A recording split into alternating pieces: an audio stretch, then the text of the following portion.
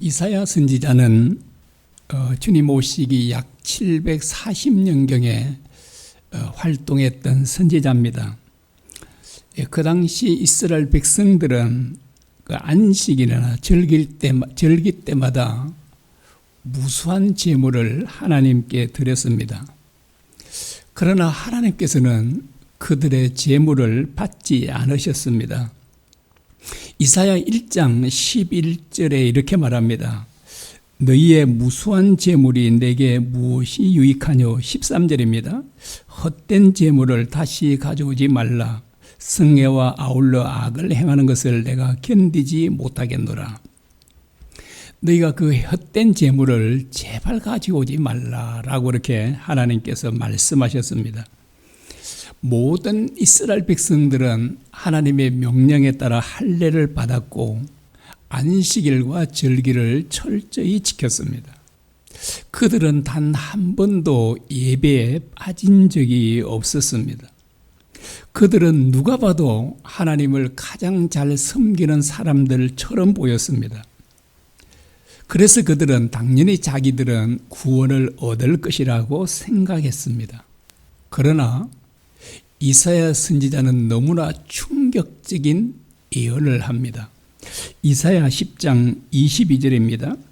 이스라엘이여 내 백성이 바다의 모래 같을지라도 남은 자만 돌아오리니 넘치는 공의로 파멸이 작정되었음이라 라고 합니다.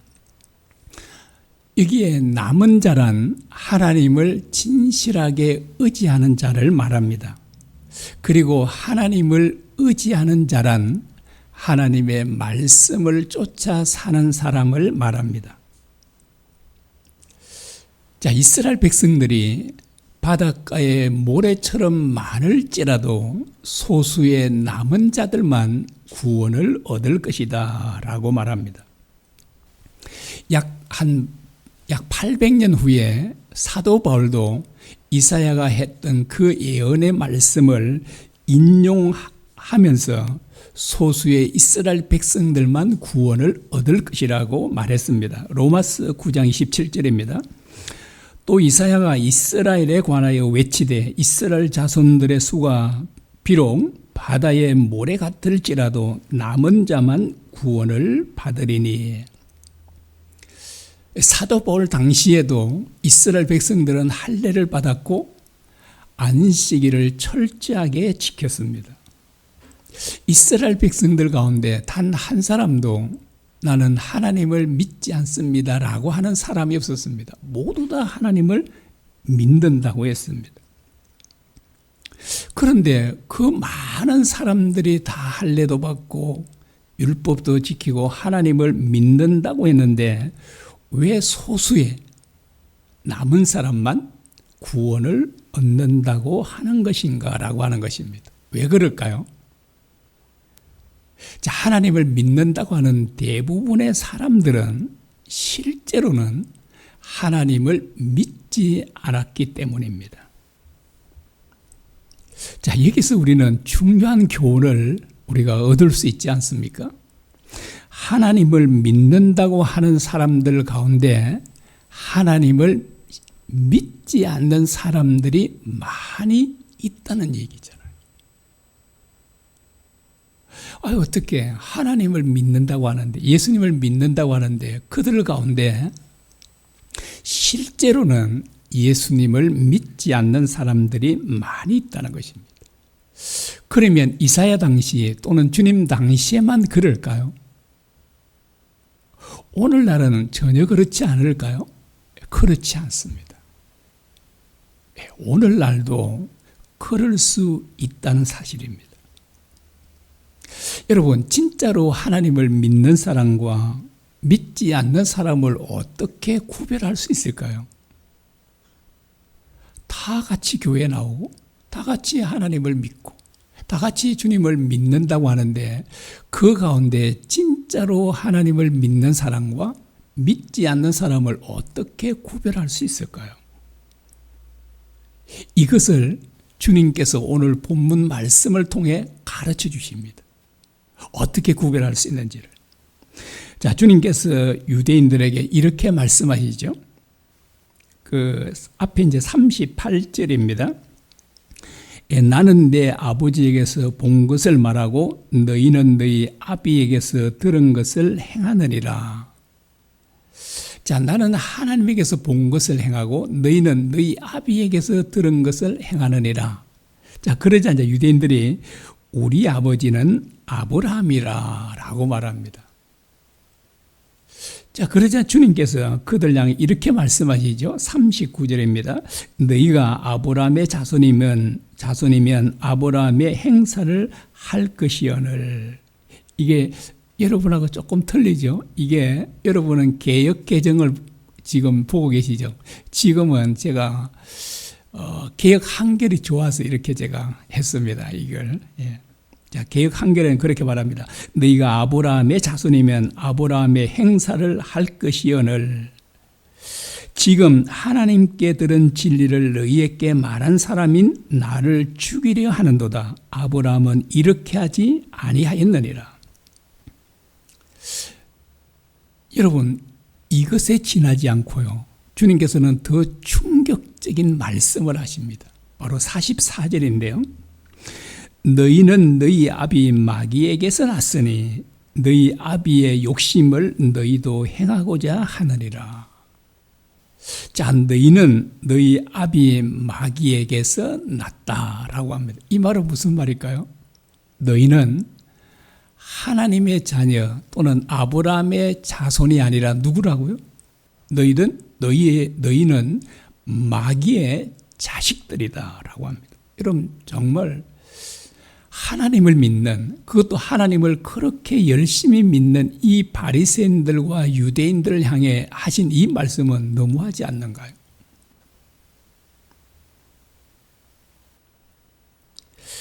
누가 봐도 유대인들은요, 바리새인들은 하나님을 섬기는 사람들이지 마귀를 섬기는 사람들이 아니지 않습니까?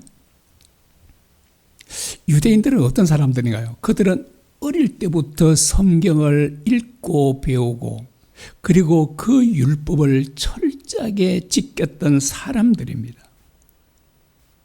그들은 안식일이나 절기 때는 무수한 제물을 드렸고 그 요즘으로 말해서 예배를 그들은 빠진 적이 없잖아요. 그런데 왜 주님은 이런 사람들을 가리켜 하나님의 자녀라고 하지 않고 사탄의 자식들이라고 하시는가라고 하는 것입니다.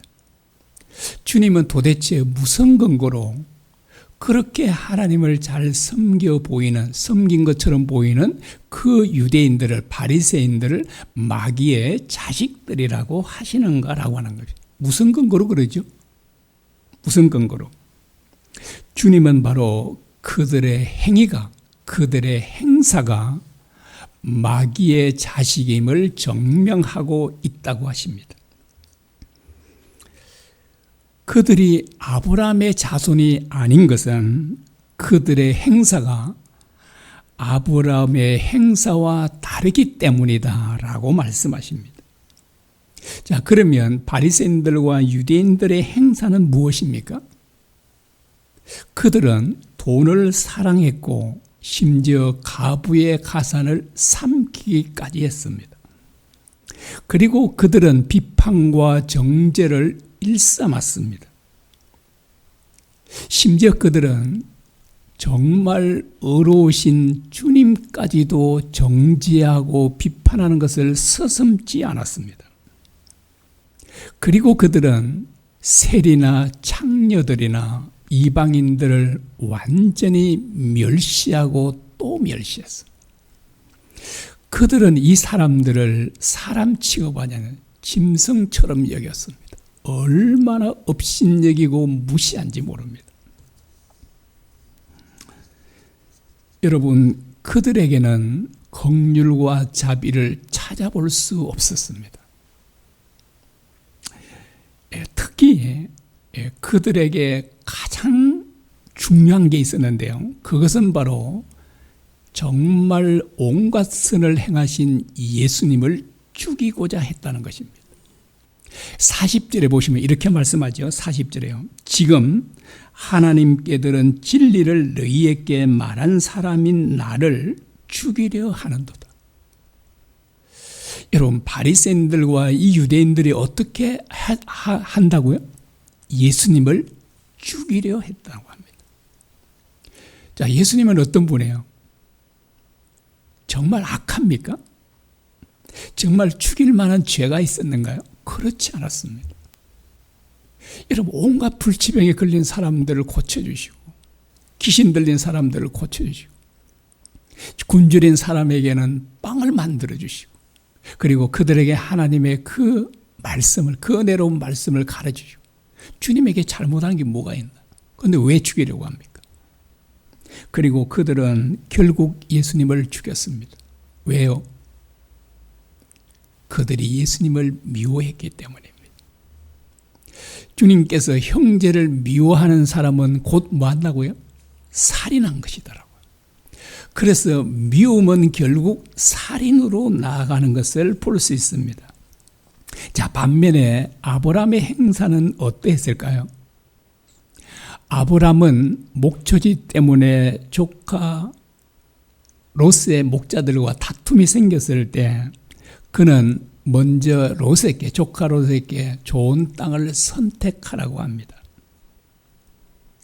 아브라함은 조카 롯과 화목하기 위해서 자신의 모든 기득권을 내려놓습니다.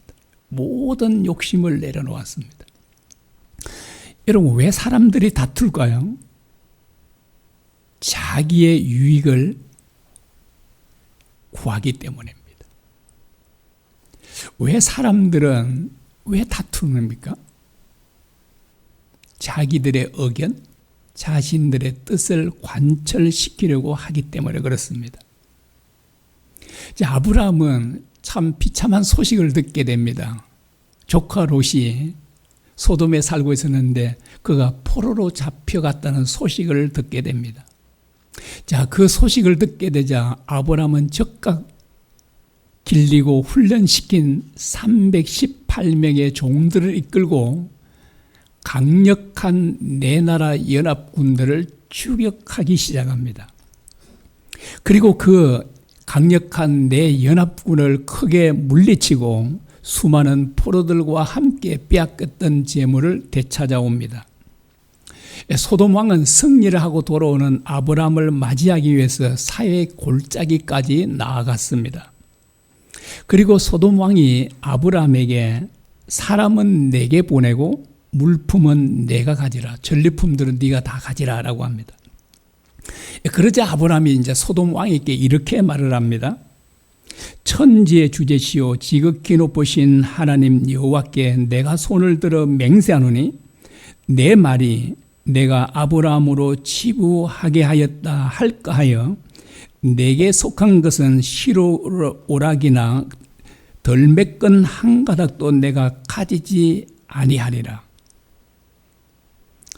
여러분, 전쟁에서 승리한 사람이 전리품을 다 가질 자격이 있습니다.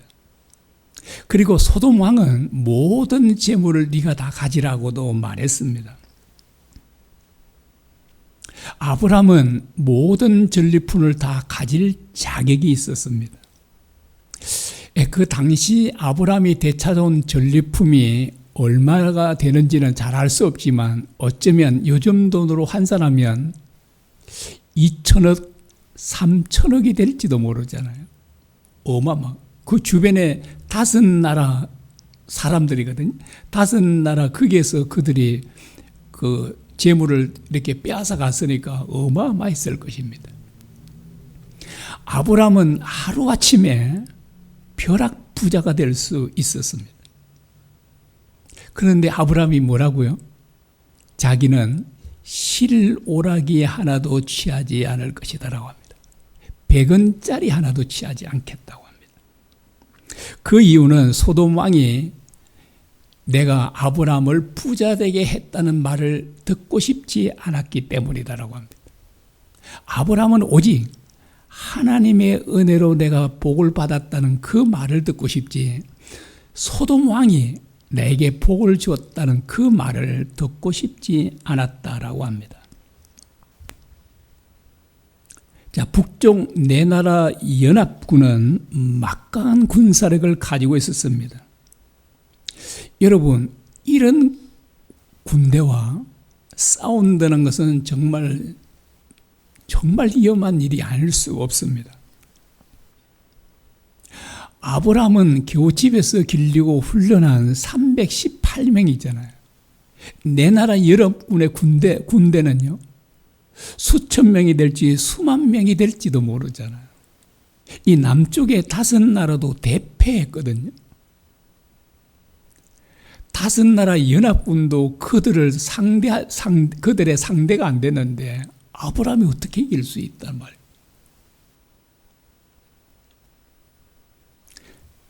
정말 아브라함은 전쟁에서 죽을 수도 있습니다. 그런데 아브라함은 왜 죽음을 무릅쓰고 전쟁에 나아갔습니까? 조카 롯과 그 가족들을 구원하기 위해서입니다. 이것은 아브라함이 조카 롯과 그 가족들을 진정으로 사랑했다는 것을 의미합니다. 자, 이와 같이 아브라함에게는요, 사랑과 자비가 있었습니다. 아브라함은 가롯 유다와 바리새인들처럼 돈을 사랑하지 않았습니다. 그의 마음에는 욕심과 미움도 없었습니다. 그의 마음에는 사랑과 긍휼로 가득 차 있었습니다. 그래서 그는 형제를 위해서 기꺼이 목숨까지도 내어주었던 것입니다. 주님은 아브라함의 행사와 바리새인들과 유대인의 행사가 다르다고 하셨습니다. 유대인들의 마음에는 뭐가 없었을까요? 사랑이 없었고요. 아브라함의 마음에는 사랑이 충만했습니다.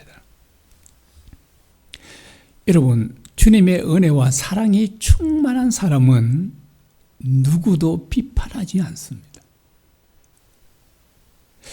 여러분, 내가 사랑이 충만한 사람이 누구를 비판하는 사람 보셨습니까? 있을 수가 없어요. 왜 다른 사람들을 정죄하고 비판할까요?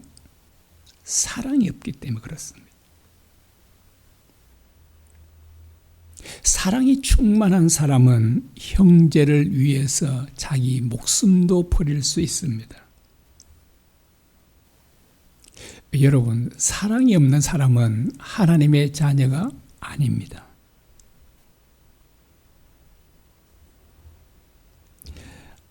여러분, 방언을 하시는가요? 아무리 유창하게 방언을 잘 해도 사랑이 없으면 그 방언은 소음에 지나지 않습니다. 산을 옮길 만한 어마어마한 믿음을 갖고 있어도 사랑이 없으면 그 믿음은 아무 유익을 주지 못합니다. 주의 이름으로 목사 노릇을 하고, 주의 이름으로 귀신을 쫓아내고, 주의 이름으로 병을 고치고, 주의 이름으로 놀라운 능력을 행할지라도 사랑이 없으면 그 사람은 구원을 얻지 못합니다. 왜 하나님을 믿는다고 하는 사람들이 구원을 얻지 못한 사람들이 많을까요? 하나님을 믿는다고 하지만 실제로는 하나님을 믿지 않기 때문에 그렇습니다.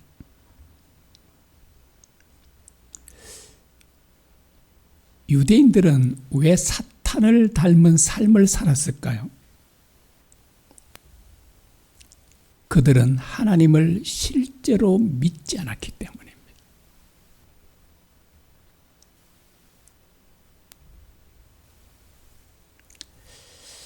하나님께서 전능하시고 유일한 구원자이심을 진짜로 믿으면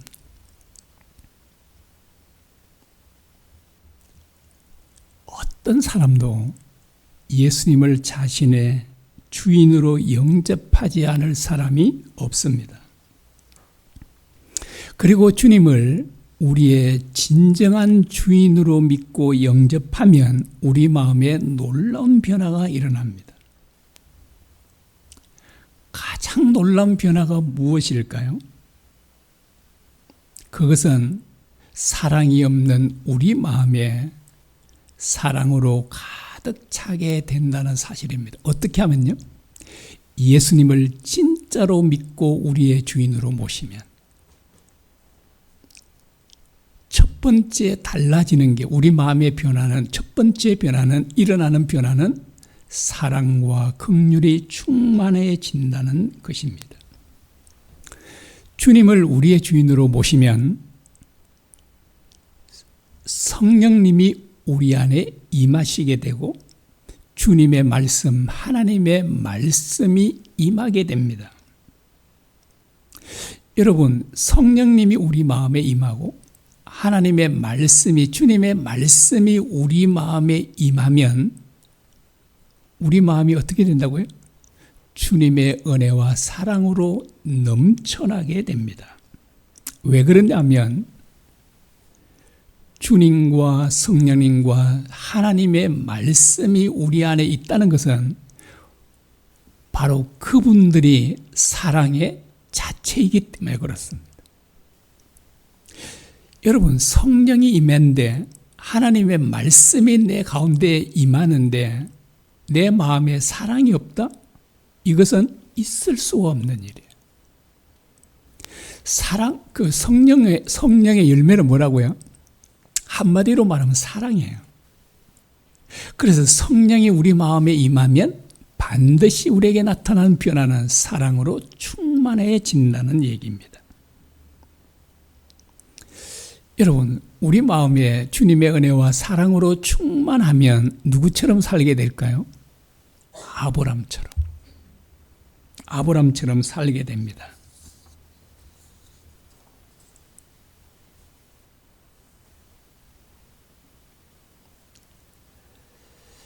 자, 그러나 유대인들에게는 사랑이 없었습니다.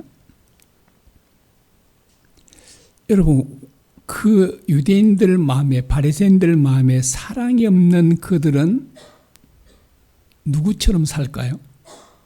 누구처럼? 여러분, 그들의 행사는 마귀의 행사와 같을 수밖에 없습니다. 왜 그럴까요? 마귀에게는 사랑이 없기 때문에 그렇습니다. 주님, 성령님, 하나님의 말씀에는 사랑이 충만하기 때문에 그 말씀이 임하고 성령님이 우리 마음 가운데 임하면 우리 마음에 사랑이 충만해져서 진짜 우리는 믿음의 조상 아브람처럼 살 수 있지만, 그러나 사랑이 없는 사람은 사탄의 행사와 똑같이 살 수밖에 없는 거예요. 그래서 정죄하고 비판하고 비방하고, 이게 누가 잘한다고요? 마귀가 잘하잖아요. 사람들을 정죄하고 비판하고 비방하고 거짓말하고 속이고 돈을 좋아하고 욕심을 부리고 육체의 정욕을 쫓아 살고, 이 모든 것들은 사랑이 없기 때문에 그렇습니다. 로마서 13장에 보면 사랑은 율법의 완성이다라고 합니다. 이웃을 사랑하는 자는 율법을 다 이루었느니라 라고 말씀합니다. 사랑하면 죄를 짓지 않게 돼요. 왜요? 여러분, 내가 진정으로 사랑하는 사람에게는 그 사람의 재물을 빼앗고 싶을까요? 내 것을 다 주고 싶을까요? 다 주고 싶어요. 여러분, 부모님들은 심지어 재물뿐 아니라 목숨도 주고자 하잖아요. 아마 부모님들은 우리 아이들이 아파 죽어가면 목숨을 바꾸면 아이들이 살아난다면, 진짜 부모님들은, 자신의 목숨을 내놓을 부모님들은 수두룩할 겁니다. 아마 대부분의 부모님들은 내놓을 겁니다. 왜요? 사랑하는. 그래서 사랑하면 죄를 안 짓게 돼요. 사랑하는 사람 그 생명을 빼앗고 그의 소유를 빼앗고 이렇게 할 수가 없잖아요. 여러분, 하나님이 우리의 주인이 아니면 누가 주인 될까요? 우리 자신들이 주인이 됩니다. 그래서 내 맘대로 내 뜻대로 살게 됩니다. 하나님을 믿는다고 하는 사람들 가운데 자기의 뜻을 관철시키려고 하는 사람들이 너무나 많습니다. 요즘에 제가 참 많이 걱정하고 있는 부분 중에 하나가 그렇습니다. 진보 보수가 나누어졌어요. 서로가 진보 쪽에 있는 사람들은 그들의 자기들의 뜻을 관철시키려고 집회를 하고, 보수 쪽에 속한 사람들은 또 자신들의 그 뜻을 관철시키려고 집회를 합니다. 여러분, 그 양진영에 있는 사람들이 정말 하나님의 뜻을 이루기 위해서 집회할까요? 그런 사람이 있을까요? 없어요. 모두 다 자신들의 뜻을 관철시키려고 집회를 하는 겁니다.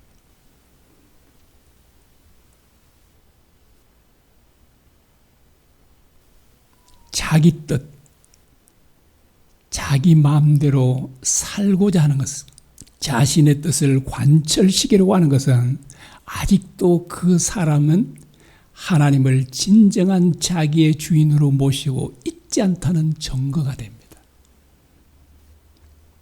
여러분, 하나님이 주인인 사람은 오로지 소원이 뭐냐면 하나님의 뜻을 이루는 거예요. 내 뜻이 아니고, 내 계획, 내 뜻이 아니고.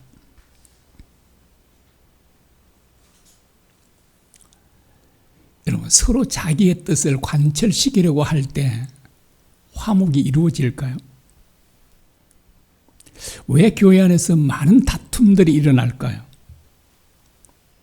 서로 자기의 뜻을, 자기의 의견을 관철시키려고 하기 때문입니다. 여러분, 아브라함처럼 서로 희생하고 양보하면 다툼이 생길까요? 안 생길까요? 안 생기잖아요. 진짜 아브라함은 노라고 다툴 수 있었거든요. 그런데 아브라함은 기꺼이 자기를 희생하는 거예요. 욕심을 내려놓는 거예요. 그 조카 롯에게 네가 좋은 거 다 선택하라고 합니다. 그런 사람들에게 다툼이 생길 수 있을까요? 생기지 않아요. 그런데 교회 안에서는 정말 하나님께서 기뻐하지 않는 자기들의 뜻, 자기들의 의견을 관철시키려고 싸움까지도 불사하는 것입니다. 여러분, 그런 사람들을 하나님께서 기뻐하실까요?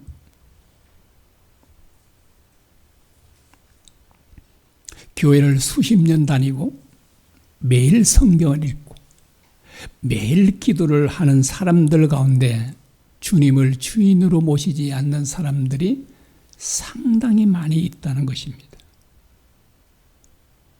여러분, 바리새인들과 서기관들 보십시오. 그들은 누구보다 하나님을 잘 섬기는 사람들처럼 보였잖아요.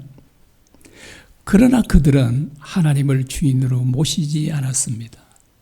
그래서 주님은 그들의 아비는 마귀라고 말씀하신 것입니다. 여러분은 진짜로 하나님을 믿습니까? 아니면 그렇지 않습니까? 여러분, 어떻게 내가요?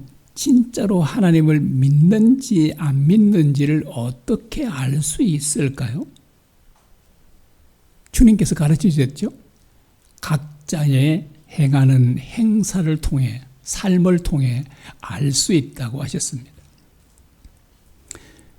지금 내가 누구를 미워하고 비판을 내가 잘하고 있다면, 그리고 어떤 사람들에 대해서 긍휼의 마음이 없다면, 그리고 죄 가운데서 여전히 돌이키지 않고 죄 가운데 살고 있다면 나는 주님을 나의 주인으로 모시지 않은 것입니다. 그런데 나에게는 미워하는 사람이 없고 비판도 거의 하지 않고, 이게 중요해요. 거의 하지 않고 할 수 있기는 한다는 말이잖아요. 저도 정말 제가 비판한 걸 많이 못 들어보셨죠? 제가 생각해 거의 비판하지 않는 것 같습니다.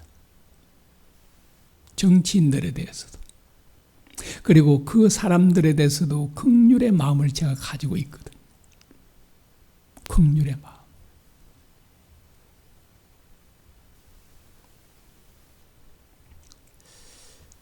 자, 이와 같이요. 내가 누구를 미워한 사람도 없고 비판도 거의 하지 않고 여전히 제 가운데 거하지 않고 공경에 처한 사람들을 보면 긍휼의 마음이 생긴다면 이 사람들은 하나님을 주인으로 모신 사람이다. 이렇게 말할 수 있습니다. 자, 우리들의 삶에 문제가 생기면 어디에 문제가 생긴 것일까요? 우리 믿음입니다. 왜 내가 주님 말씀대로 살지 못할까요? 내가 정말 하나님을 실제로 믿지 않기 때문에 그렇습니다. 제가 이제 어떤 말씀들을 기도하면서 많이 묵상을 하냐니까 주님께서 나를 위해서 내 대신 사형을 받으셨다는 것. 주님께서 내 대신 사형을 받으심으로 내가 영원히 지옥에 살아야 되는데 천국에 영원히 살게 되었다는 사실을 참 많이 묵상하며 기도할 때도 많이. 그리고 주님께서 나를 대신해서 죽으시면서 저에게 우리 여러분들에게요. 이제부터는 너희 자신들을 위해 살지 말고 나를 위해 살아라 라고 말씀해 주셨습니다. 여러분 그런 나를 대신해서 죽으시고 영원히 끔찍한 지옥에서 살아야 돼요. 여러분 성경에서 지옥에 대해 말하는데 그 말씀이 실제로 이루어질까요? 저는 실제로 이루어질 것을 믿습니다.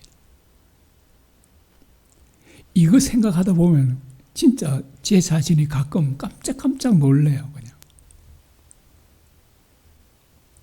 이렇게 주님께서 내 대신 죽으심으로 나를 영원히 지옥에 살 나를 영원히 천국에서 살게 했다. 이것이 진짜로 믿어지는 사람이 다른 사람 용서할 수 있을까요? 원수를 미워할 수 있을까요? 절대로 할 수 없게 됩니다. 정말 저는 주님의 은혜로 제 마음에 미워하는 사람이 없고요. 물론 정치인들 양쪽에 다 잘못하잖아요. 그래도 거의 비판하지 않습니다. 오히려 긍휼히 여기고 있습니다. 하나님, 그 정치인들을 잘못하고 있는 정치인들을 불쌍히 여겨주십시오라고 합니다. 그래서 이제 제 마음에 진짜 주님의 은혜로 하나님의 말씀대로 사라지고 죄도 이길 수 있게 돼요. 항상 기뻐하라, 쉬지 말고 기도하라, 범사에 감사하라. 이것이 우리를 향한 하나님의 뜻이다 그러죠. 이전에는 제가 그 말씀대로 못 살았다 그러죠. 지금은 그 말씀대로 살고 있다고 말씀드릴 수 있어요. 저는 항상 기뻐해요. 쉬지 않고 기도하고 범사이죠. 안 좋은 일이든 좋은 일이든 그렇게 기도해요. 제가 이게 독감도 오고 폐렴도 오고 막 설사가 나고 할 때도 너무나도 괴롭고 이게 설사가 안 멎어지면 어떤 마음이 드니까 내가 살 수가 없겠다 이 마음까지 들더라고요. 들어서 이제 어느 정도 가니까 멈췄는데 너무나도 하루에도 한 20분 내지 30분을 화장실에 가요. 진짜 진짜 너무나도 괴롭고 고통스러운 거. 그때 제가 뭘 한지 아십니까? 감사합니다 했습니다. 계속 감사합니다. 감사합니다. 그래서 저는 정말 범사에 감사하고 있습니다. 어떻게 이런 일이 가능할 수 있을까요? 주님께서 나를 위해서 대신 죽으심으로 이와 같은 어마어마한 은혜를 베풀어 주셨다는 것이 믿어지면 얼마든지 가능할 수 있어요. 아브라함처럼 살 수 있어요. 어렵지 않습니다. 그런데 하나님이 믿어지지 않으면 사는 게 불가능합니다. 왜냐니까 사랑이 없는데 어떻게 사랑해요? 사랑이 있어야 그렇게 가능할 수 있지 않겠습니까?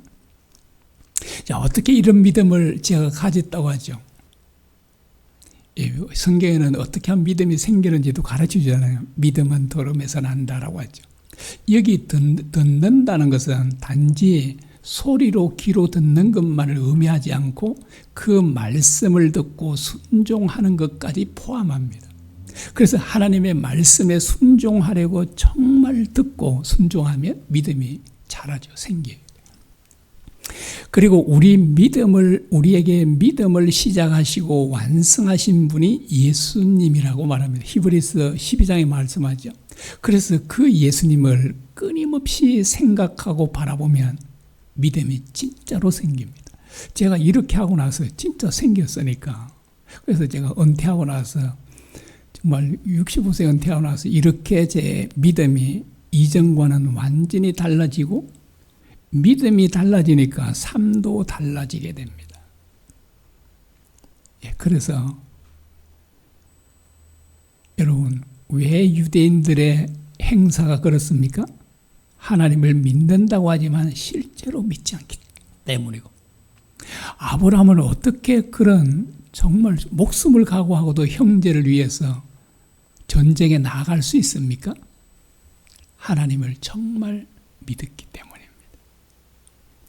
그래서 이 유대인들과 아브라함의 행사가 다른 것은 그들의 믿음이 달랐기 때문입니다. 아브라함은 하나님을 믿었고 유대인들은, 바리새인들은 하나님을 믿는다고 하지만 실제로는 믿지 않았기 때문입니다. 제가 생각해 여러분들은 대부분 하나님을 진짜 믿으시죠. 그리고 그런 혹시 믿음이 없는 분들은 오늘부터 주님을 끊임없이 생각하십시오. 주님은 우리에게 믿음을 시작하시고 완성하게 하시는 분이에요. 그러면 여러분도 반드시 아브라함과 같은 믿음을 갖고 아브라함처럼 살게 될 것입니다. 찬양 드리겠습니다.